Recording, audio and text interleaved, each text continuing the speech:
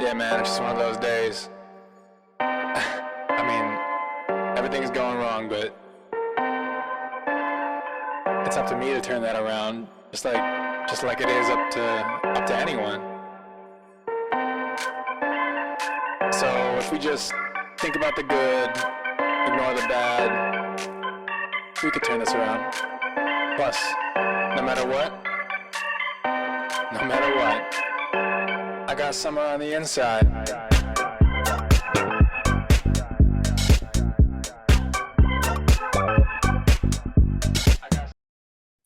My name is Abby, and I live in Madison, Wisconsin, on a very beautiful property in the woods on Lake Mendota, in the little cute, I call it my like witch's cottage or the gnome home because I love gnomes and they embody the witch in many ways. And yeah, I love it. Really in sync with nature. I mean, I love all the elements. I was outside basking in the sun today, and I love being on the lake. I kayak a lot, and I do backpacking trips all over the world. And I work at a radio station, and it's a low-powered FM radio station. I'm the only person who runs it, I guess. And well, I have an intern now, which is really lovely. And we're many voices, one community, so we have all kinds of music and interviews of all walks of life of people, and just have a lot of fun. And I also DJ and do a lot of ecstatic dance and dancing in general. Yeah, and I love plants. Actually, I just got like 3 new house plants, and they're huge. And yeah, I love it. Amazing. Very, very fun. Wonderful. So tell me a little bit about your journey to finding Anita and sacred geometry. Is there any interesting or poignant pieces around the way that you found her, or how that occurred to you? Okay, so my journey with sacred geometry started with one of Anita's past client, and I think client again. Her name's Kelly, and I met her in Peru of all places. She lives in Peru, and yeah, so we were both in ayahuasca ceremony where I knew the curandera. I've worked with her before in the past, and it was like years since I've done it, but I kept on getting the calling to sit with um Aya again. And then the only person I've ever worked with, I just asked if she was hosting it this very specific week. And she's like, yeah, actually I am. I'm doing a dieta in Peru. And I hadn't done a dieta before, and I feel like it was the way to do it. And I don't think I'd do another way now, because I like how it's a real intimate internal experience. It's not social really at all. And it's you work with tobacco, you work with whatever plant you're dieting. I worked with Bobinsana, which is it works on your heart space and your emotional body. And it's this beautiful flowering plant that lives along the Amazon and freshwater in Peru. And I don't know what she dieted, something else. But anyways, before the experience, we were talking a little bit, and she was sharing something about working with her coach. And it was like, I loved everything she was sharing, and her energy, and just like the things that she was going through. I'm like, I want that, and I even remember telling her, I was like, I think it's really important that you're sharing your story, because it's really powerful. And then afterwards, we were just talking and stuff, and she mentioned, she's like, I think you would really like my coach, and then connected me with Anita. And yeah, and so I got a reading from Anita, and shortly after I returned from Peru, and I'm in the journey right now. Cool. Very cool. So why did you find yourself needing this particular medicine, do you feel? What drew you to sacred geometry? What drew me to sacred geometry was the mystery, I think. And also that I felt this readiness for something more. Like, I've worked before with other coaches in the past and it was good. I felt like some things were missing, or I would find some progress, but then kind of go back to the way things were. And there was just some pieces that I felt like was missing in some of the ways other coaches were coaching, or just, or I wasn't tapping into something. And I really think it was root wounds and fall streets, like, which are huge in her life, as I'm learning with Anita and through the sacred geometry experience. And yeah, it was just like kind of a lot of this positivity and focusing on your desires and manifesting and meditation and visualization and all this stuff, and everything's just going to come to you. And I haven't had that experience. So, I mean, I've been in states of like synchronicities and maybe angel numbers and stuff like that, but nothing that was like, oh, I had this every once in a while, but it wasn't like constant, or wasn't sustainable. Awesome. Yeah, I think that that's the really powerful stuff about the work that we do with Anita, is that it's like an evolution of your being. Would you talk a little bit about what has been special to you around your work with Anita and sacred geometry? So what's been really special about this work with sacred geometry, I would say, is my relationship, especially with my boyfriend, who I can tell you right now, there's no way I thought we would have the relationship we have right now. Like it's like beyond what I even could have dreamed happen. Like it blows my mind. And it wasn't even like I had to do anything. It just happened, and it's because I was being with these things that I was meant to be with for this creation to unfold. And I thought we were gonna break up. I was like, I'm done. Anita, I'm gonna break up with them. And I was like, I'm gonna quit my job, like F my job, whatever. And then I like love my job now too. I mean, I have all this freedom and like I feel really well respected. And it's like I feel like sometimes I feel like I'm hardly even doing anything, but they like love me. You know what I mean? Like, okay. And there, of course there's always things that I'm like, there's things that I'm still like being with and transitioning or transforming and whatever, evolving into. I like how you said evolving. But yeah, I would say the relationship with my partner and the relationship with my job, like totally. I mean, I even remember when I was like, that's it, I'm done. Like there are these moments that I'll have like, I'm done. Like I am freaking done with all of this, but you just continue on. It's just, a false trait that comes through very strongly and it feels very real. And man, it's a trip. As you know. Such a mind bender, yeah. Mind bender. Yeah, something that's been super interesting to me is all the illusions that will come into, like, as you said, like a false trait comes up and I'm like, I absolutely was like a hell no. And now all of a sudden everything magically transforms and it's like the screen is pulled back and like your eyes are fully dilated and you see things completely differently and you're like, what the fuck is going on right now? I mean, right? Like it's almost like you're barreling through like quantum reality, or like curtains are just being like psh, psh, psh, psh, psh, psh. Okay, and this was like it's a mind bender. 100%. My experience. Yeah. 100. Well, and what really blew my mind, this one call I had with Anita, I wrote out everything I wanted in a partner. And then she read it back to me and she's like, well, does he have this? Does he have this? I was like, I guess he does. I guess kind of. I'm like, well, I guess he has all these things. And it just didn't even occur to me that it was the person I was already with. And then she said this thing. She was like, yeah, you hear this voice that's speaking now. It hasn't had a lot of airtime. I was like, wow. And the thing I want to share about like my partner, so I remember saying things like, I want somebody to dance with. I want somebody to be my playmate. And in my mind, I was like, there's no way it's the man I'm with right now. Like, it's just, there's no way. And then all of a sudden, like, we're going to do a concert tomorrow. We're going to a concert the next day. We went out dancing. We went to my friend's Halloween party. He never showed interest in any of this ever, like ever. I mean, I literally didn't think it was possible. I did not think it was possible. And then it just started happening. I'm like, and it shocked me. I was like, wait, you want to? And then we have so much fun. It's like, okay. Wild.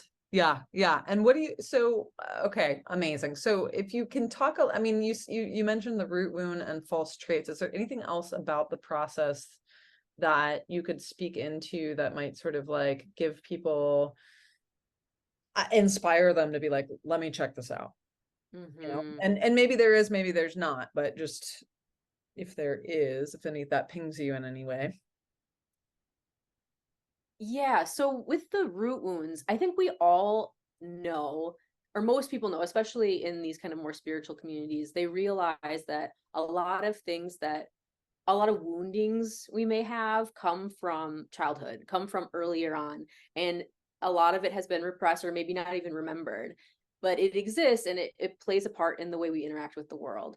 And I think people like know that intellectually, but they haven't really been with it before. I know I haven't. I'll just speak for myself. Like before all this, it's like, oh yeah, I had this interaction when I was a kid, whatever. But when I start doing the root wound work and I am actually feeling my feelings, I personally am like an avoidant type. Typically, like I'm working through my avoidant tendencies in relationship dynamics. And so but with that comes from even like not really feeling my feelings, having a very kind of stoic mother who never really showed or expressed emotion. So for a while, it was very difficult for me to feel my feelings. And over time, I've gotten better at it. But this was like another level of feeling my feelings and like actually getting angry about these things where before I was like, okay, it happened, whatever, it's no big deal. But it is a big deal actually. And we're not utilizing it correctly if we're just kind of saying it's not a big deal, it's bypassing it. It's here for something. It's information, it's useful information that needs to be kind of seen and felt in a deep way. In a deep way. I think a lot of times we don't go deep enough with it, And that could be what it is. And well, for me too, I was like, okay, yeah, I guess. And even Anita's like, you go deeper with this. I was like, what? Sometimes I'm like, oh, okay. Yeah. Yeah. Can you speak into at all like what the process is specifically with Anita, right? Because she's speaking about our like she's speaking to us as us from the sacred geometries, actually, right? Like so she's actually when she's coaching us, she's like, this is your information that you're giving to me, and I'm just repeating it back to you as you are telling me from the macro sacred geometries and your microcosm. Can you speak into like the magic that creates or anything, that what that experience has been like for you? Yeah. It, it's interesting to receive it. There's like layers. I mean, I know when it's a live activation call, I can't always receive it all at once. And it's like I'll have to watch it again. I'm like, oh my gosh, I didn't even really hear this the first time, or I wasn't even able to receive it because it felt so foreign to me. So it's interesting how this is the sacred geometry reality world, and then we live in this other reality world. And yet, I think in the beginning too, it's like hard to even understand or like decipher that this is the your soul contracted reality that Anita's trying to bring into your life. And to really surrender to that and believe it was very challenging for me. Yeah, awesome. Yeah, I mean, it is challenging, right? Because it's based on like we want to go into logic, and this is based off of like intuition, trust, and experience, right? So did you notice that things started to shift more rapidly for you as you could sort of as you could accept that and just trust and move forward as if, even if maybe you didn't totally believe it? Like, can you tell me a little bit about what that process has been like for you, or did it accelerate anything? Yeah, I think for sure the more I would surrender and trust in this process and receiving the information from the sacred geometry reality world, I would see my life change for sure, especially in my relationships, because to me that's like the biggest thing. And actually, you know what, this is something I've been noticing recently is my relationship with money.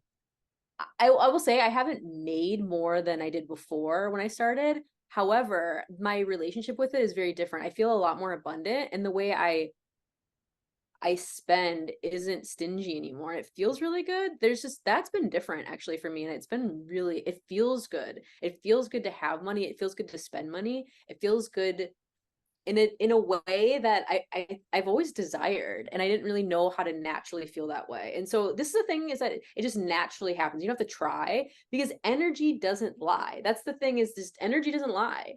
And we can't talk our way into things, you know. Again, like you were saying, that's logic, and logic is saboteur. Anita also works with these archetypes, and so there's your false trait archetypes and your feminine trait archetypes, and this is very fascinating.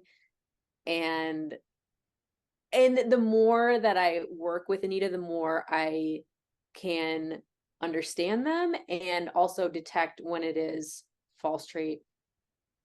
Yeah, when it's false trait and it's not real. Powerful. Awesome. Thank you. Okay, cool. Let's see. What do you know that you did not know before in this experience of your soul sacred geometry? Okay, well, yeah, where were you before and where are you now, and what has been the most valuable thing you realized? I mean, you've spoken into that, but maybe you could give us a little awareness of where you were at, what you were struggling with, and now where you are, and you know, all of that.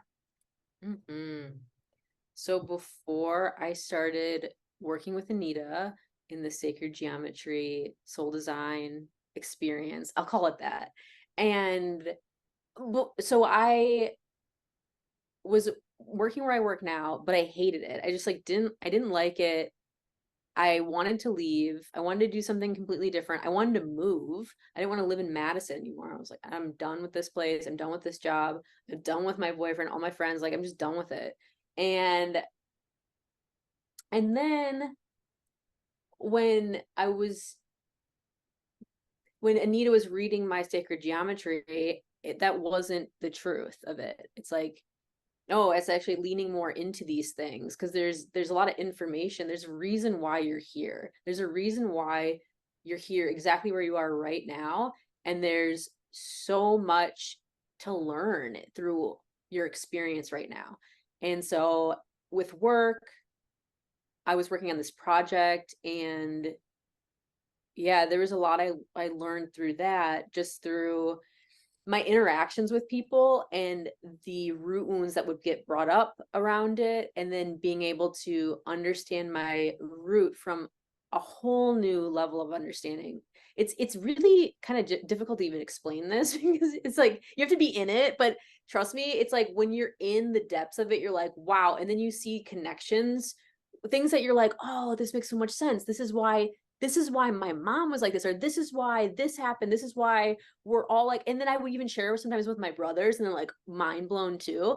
But just the things that you can detect through being with certain root wounds is amazing. The depth of it is unbelievable. And people talk about like ancestral healing. It's like that. I mean, you are doing that. It's just different, you know. I guess she doesn't use that language so much, but it's a part of that. Like we all have languages for these things, and they're all kind of similar, and it's amazing. And then so I started speaking for my lover too, where I just would say what I wanted or how I wanted to create my job. I thought I was going to leave, and then at one point it's like, yeah, you can leave if you want to leave. And when I explained it to the director, he shared this like very loving message to me that's like, if this is your dream role, how would you want it to be? And so that was an activation for me to just say, what is my dream? Like, what is my dream role? And then I was able to share it with him, and then work the hours I want to work and when I want to work, and just have a lot more freedom. And that's been amazing. Like it's a dream in many ways. And then with my boyfriend, wow, I don't even know where to begin with that. Like I really didn't think we were going to be together anymore. And I was just like done. And he was kind of done too. And we had these moments where I learned so much. Like I think definitely the person who's closest to you is your biggest mirror. And all the things that he would bring up and the ways that he could love me like I wasn't loved as a child is really powerful too. And so like just so many layers to him, and the things that I've always wanted would just come to me from him. And I was like, wow, you know, in a relationship.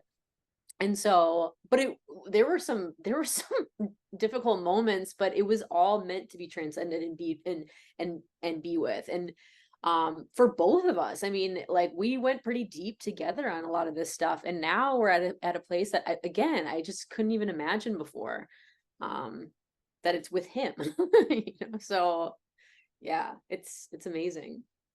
Wow. Very, very powerful. Those last couple pieces, I'm like, yes, amazing. That's it. That's the magic, right? It's crazy. Awesome. Okay, cool. Let's see. One more question. So, what do you know now? What do you know that you did not know before in this experience of your sacred geometry? Well, that's a good question. What do you know now that you didn't know before in this experience of your sacred geometry?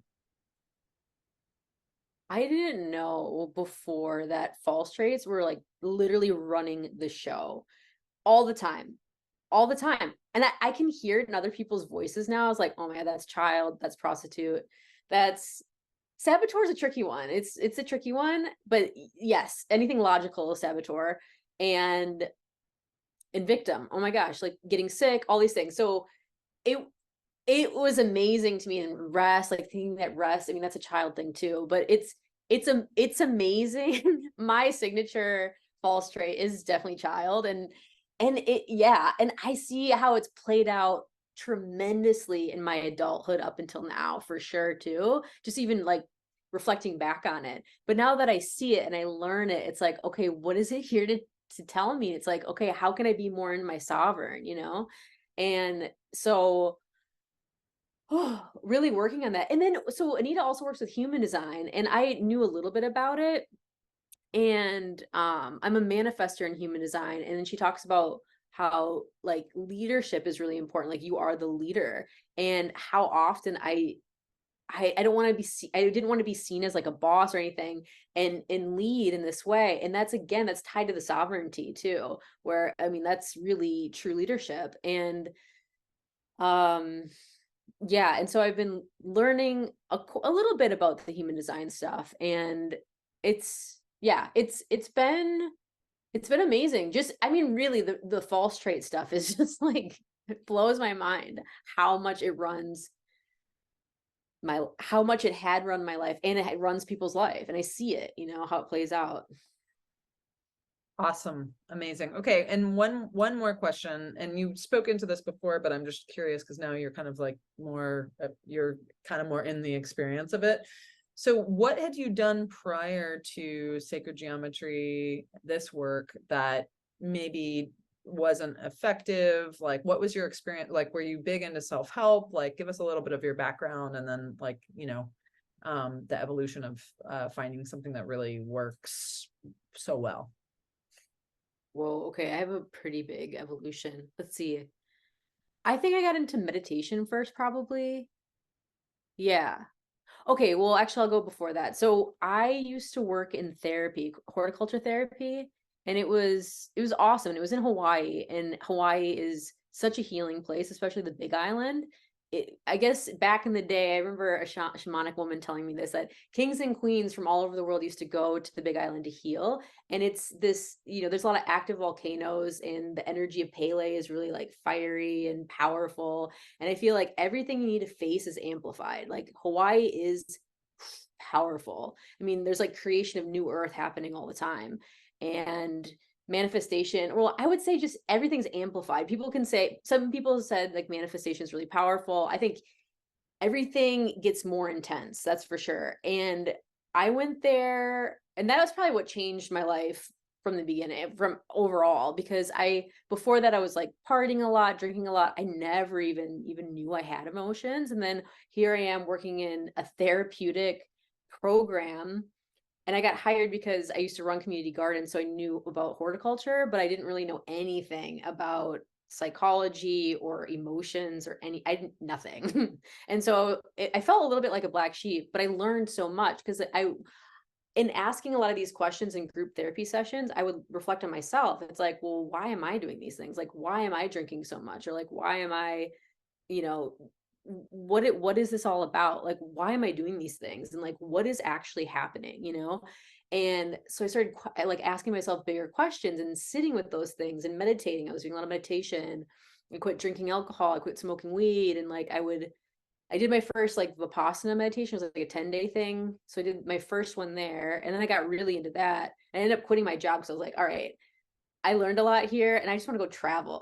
So I traveled for years, like maybe like 5 years after that. So I went to Thailand afterwards, and I was a teacher for a little bit. I wasn't planning on it, but one of my coworkers was like, oh, you should teach at this place. So I did, and it was cool. And then somebody told me about this meditation center in one of the islands in Thailand, and I did a longer silent meditation retreat there, and I really liked it. And then I went to Myanmar, and I was at like a meditation center for a month practicing, and it was really peaceful. Like I felt like there was a moment where I got really good at being in the present. And actually, I will say the more present I was, the more life would unfold pretty naturally and pretty beautifully too.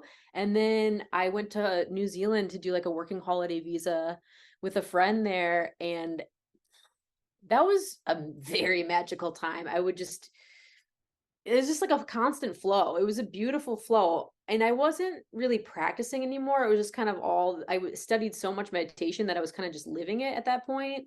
And these things would just happen. Like I would think of something, it would happen. And I felt like I was just taken care of. I felt super taken care of by the universe, by whatever. And it was really a freeing experience. I loved it. And I didn't want to leave New Zealand, but it was a year-long experience. And then I could have done like what is it called, a partnership visa. I was dating somebody there, and for whatever reason I just didn't want to do it, and it was challenging to leave, but I left and I went to Australia and did a working holiday visa there too. So I did a year in Australia, and it wasn't as smooth as New Zealand, although I had a blast. I went to like a couple of the best events I've ever been to in my life, and I just really enjoy the Australian people. They're really quite playful. And I dated like somebody who was kind of an extreme sports person, so we did a lot of extreme sports together, and it was super fun. And yeah, just met a lot of cool people all over the world. And then I came back and I was just like, I don't know what I'm gonna do. Like whatever. And then I was never really into work, honestly. Like the work thing, I was like, I don't want to work, I just don't want to work. And now I see it as like a very like false trait. And I just had a lot of root wounding in work too, I would say, in some ways. And I think even with my dad, now that I think about it, he never really liked working, and my mom didn't really work that much. So work is just not really a thing that I thought was like a good thing, So or I couldn't enjoy it or something. I had this story. And yeah, and so I don't remember what I did then. What did I do? I probably I had a coach. I worked with somebody. We did, what kind of work was it? She did channeling, and we worked through the chakras. It was like a chakra thing. So yeah, it was cool. I loved it. I had a great time, but I'll tell you that I think I did a lot of practices though. You know what I mean? Like constantly 2 hours in the morning of doing like multiple things, and then I felt good, you know what I mean, to like go on with the day. But it's like I had to do all of this stuff, and I'm like, why do I have to do all this stuff? I don't actually. But at the time I really thought I had to do all these things to be in alignment, and to go on with my day and create the life that I wanted to live.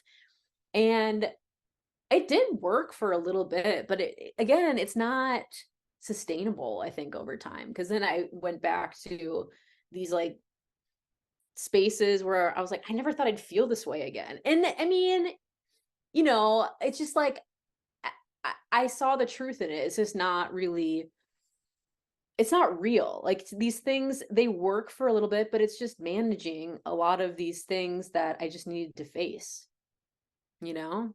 And then that's been kind of the breakthrough with Anita's work, is that you're really looking deeply at, the things that are constantly you're trying to manage prior to doing this work, and then things shift permanently. Yes. And that's another really cool thing is things that once triggered me, once I've been with them, they're not a trigger anymore. And I'm just present in a new way with people where the way that they are, like the way, whatever emotional state they're in, it doesn't affect me. I'm not affected by it. I thought that was a pretty big thing for me because I used to feel that way. And I remember in the beginning, I was like, oh my gosh, I can't believe how I'm responding in this way. I've never responded like this before. And it felt really good. It wasn't like, sometimes I would feel drained. I don't feel that way anymore. Like that doesn't happen. Beautiful. Love it. Okay, awesome. There's plenty of great stuff in there that we can use. I'm going to stop recording.